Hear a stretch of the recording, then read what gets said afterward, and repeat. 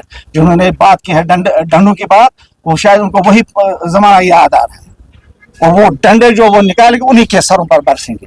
जो देख रहे हैं यूनिटी जम्मू कश्मीर में आपका मेज़बान याह्या सुल्तान। नाज़रीन, आज हमारे साथ हैं खास मेहमानों, नेशनल कॉन्फ्रेंस के कदावर शख्सियत यानी कदावर लीडर और नेशनल कॉन्फ्रेंस के एडिशनल जनरल सेक्रेटरी और Rajya Sabha member Chaudhary Mohammad Ramzan. Peoples conference की जानिब से गुज़श्ता दिनों यहाँ पर एहतजाज हुआ और एहतजाज में उन्होंने साफ एक धमकी दी कि अब की बार जो भी मिनिस्टर हंदवाड़ा का रुख करेगा उसको आने की इजाजत नहीं दी जाएगी। इसी हफ्ते वेट कर लीजिए, आ रहे हैं मिनिस्टर।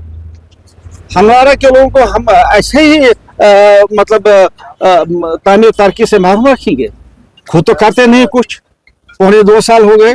जब मुझे पता है उसे कोई एक काम किसी जगह किया होगा।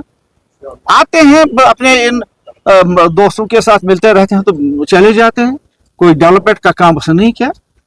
हमारे पास लोग आए, उन्होंने कहा हम कितनी देर इनको देखते रहेंगे। पौने 2 साल हमने भी वेट किया ना, पौने 2 साल हमने वेट किया। हमने कहा ये करेंगे, जब नहीं कर सके वो तो हमारा फर्ज बनता। मुझे लोग आए कि उन्होंने भी कहा हमने उतने ही वोट लिए जितने आपने लिए, आप क्यों नहीं लाते हैं? और मेरी एक हैसियत है, एक पोजीशन भी है इस वक्त, तो मैंने कहा ये लोग ठीक कहते हैं, हमने लाया।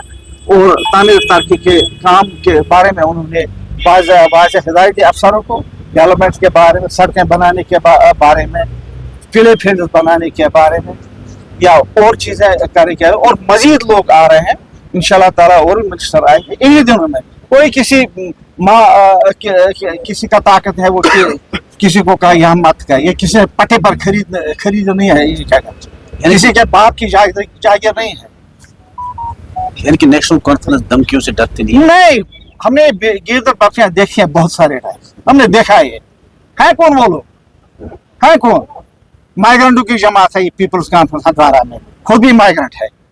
इधर देखो तो मीर सफा ने कैसे उसको भगाया, उधर से पीपल्स कॉन्फ्रेंस कैसे निकाला।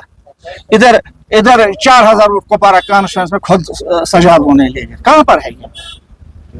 बता दें, हम रियासत जम्मू कश्मीर की सबसे बड़ी जमात कहाँ है? जम्मू डिवीजन में बहुत मुझे बताओ, असेंबली मेंबर की दूर की बात है, एक आदमी उनका वोटर दिखा जम्मू डिवीजन में। 43 सीटों पर किसी कॉन्स्टिट्यूंसी में इनका एक वोटर दिखा, और फिर यहाँ कश्मीर वैली में दिखा जरा इनकी क्या पोजीशन है, कहाँ पर हैं ये लोग? और जो हंदवाड़ा की सीट है उसके बारे में आपको मेरे से ज्यादा पता है, कैसे उन्होंने पहले फारूक साहब के पैर पकड़ लिए, कहा कि हम आपके पास आए, हमने आपके खिलाफ आज तक बहुत जबान गलत किया, हमें माफी दे दो। और डीडीसी की कुछ सीटें ले ली, और मैंने फारूक साहब को उसी वक्त कहा था सिर्फ डीडीसी सीट के लिए ये आदमी आ रहा है आपको आपके पैरों पर और माफिया मांगता है कि मैंने आपके खिलाफ जबान इस्तेमाल की, मुझे माफ दी, सिर्फ सीटों के लिए। और उसको पता चल गया, फिर फारूक उसने मुझे कहा कि आप सही कह रहे थे। और उसके बाद आप देखते हैं जब इलेक्शन हुआ कितनी धांधलियां, कितनी चोरी।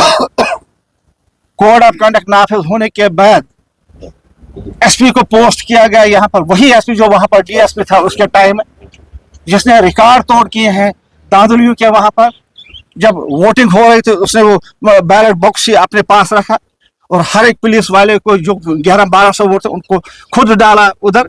बल्कि पुलिस वालों को कहा कि आप अपनी फैमिली के वोट अब जब डालोगे तो पीपल्स कॉन्फ्रेंस के वर्कर एजेंट जो होगा वहां पर उससे दिखाओ, अगर आपने नहीं दिखाया तो ये समझा जाएगा आपने वोट पीछे को नहीं दी और मैं आपको नौकरी से निकलवा दूं। कोड ऑफ कंडक्ट लागू करने के बाद आपको देखे और फिर कितनी फर्क है।